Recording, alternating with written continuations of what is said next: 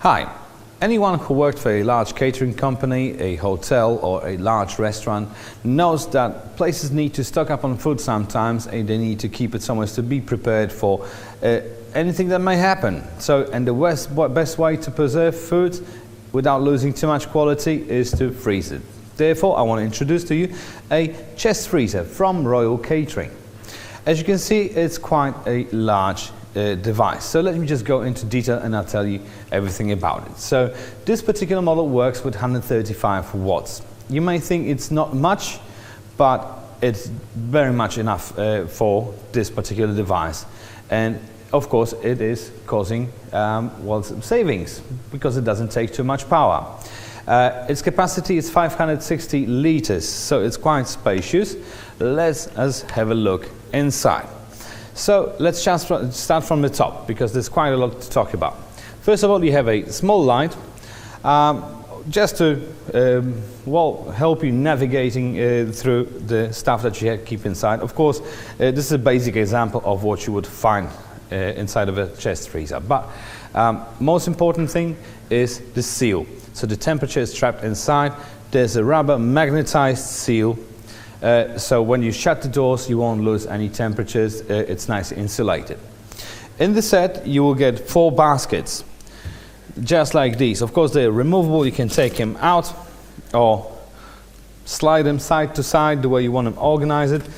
These are for smaller items or something that you want to keep on top in order to be able to grab it as quick as possible. All right, let's close the freezer and move down to controls, which you can find on the bottom right corner. So basically 2 indicator lights. One indicator the power is on. By the way, all you need to do make it work is just to plug it in a normal wall socket and off you go. Then you have a red light which indicates that the condensator is running. The condensator is what makes the whole device chill and freeze, of course.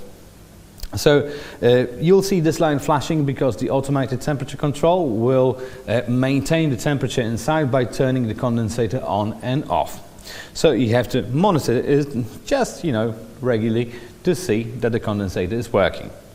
All right, the temperature range. Temperature on freezers are usually, and this model especially to -12 to -28 degrees. And you can set the temperature with this dial. So you have 7 stages. So you sort of have to figure it out for yourself, what does what, but generally the higher you go, the colder it gets inside. All right, I did get some questions of the internet in regards to this machine, first of which is the energy efficiency score, which is, by the way, A+. And that is a very important factor because these freezers will run all day, all night, 24/7. So they actually taking up very much energy. So the better the score, the less cost it will cause. Second thing is, people are asking whether there's a safety option, and there is. You'll get a set of 2 keys. There's a lock on the handle.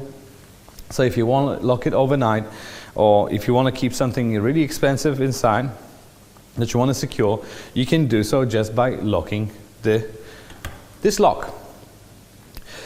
Also, a very important thing people were asking is about defrosting. So let me just show you the insides again. The way to defrost it, you have to turn the dial to 0, unplug the freezer and open the door for some time. 1 to 2 hours is probably enough if it's warm in the room. There is a plug on the bottom of the chamber, so you just take the plug out. The drain is on the outside. So you take this out. Remember just to put a vessel or a container underneath it to collect all the water from the melting ice, and the defrosting is done.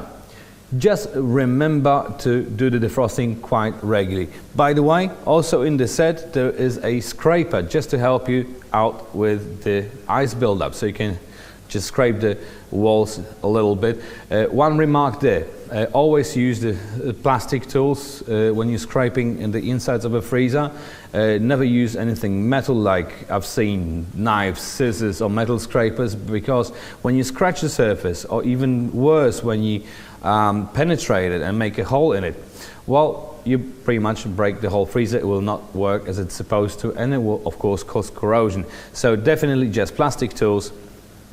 This is absolutely enough, but generally just opening it up and turning it off will make the ice melt. And this is quite important because of hygienic reasons, and of course ice will take up some space and it will make it hard to take stuff out of the freezer. So definitely worth doing quite regularly.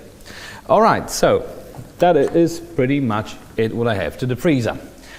I hope I answered all your questions. I thank you guys very much for watching, and I see you next time.